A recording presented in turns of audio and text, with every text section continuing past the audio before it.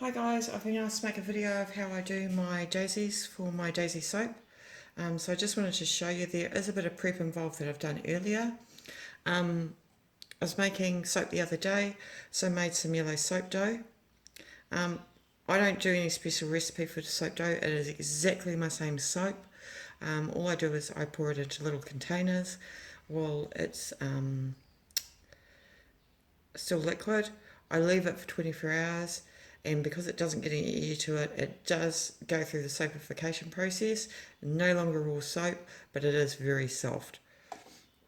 I then use this mould, which is a mould that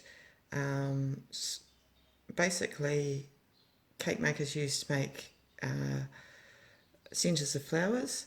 So we've ended up with lots of little centres of the flowers, and I made those a couple of days ago as well. So you can see here that I made lots of little centres. Now, when I was making soap yesterday, I knew that I wanted to do some daisies.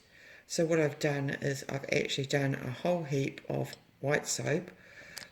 I used a palette knife to spread it out, and then I put paper over the top to make a smooth finish. If you look here, you'll see that it's all lumpy and bumpy. That's what happens if you don't put paper over the top. You leave that to set up for at least 24 hours until you can take the paper off like you would your soap moulds. If it's not coming away clean, it's not ready yet. Then you need to leave it another couple of hours to let the air get to it. So it's a bit harder on top, so it's a little bit easier to stamp out of.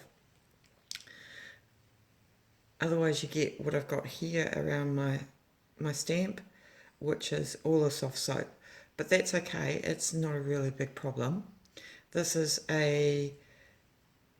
another cake decorating tool, so it's a flower maker. So all you do is you stamp it into your soap, give it a little bit of a squiggle, because you want your soap to come away nice. I give it another press on a clean piece of paper, and then I put it down on my soap tray. Sorry, well, I just move you so you can see what I'm doing. Just press it out. Now this can get a little bit mucky, but that's okay because you're talking about soap. Now it's no longer raw. Can take a little while to get out. And then I just grab a centre, stick it in the middle.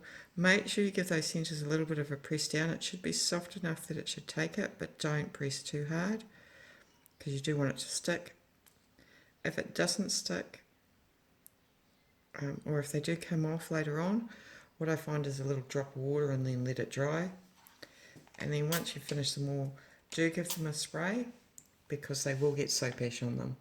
So just a little video just to show you how I do my flowers. I will be doing a daisy soap where I'll be using these to decorate the top of my soap. So follow us. We have a lot of new soap making techniques coming up and a lot of new soaps coming up. And when I do embeds like this, I will be putting videos up so that you guys can see them and learn how to do them for yourself. Thank you.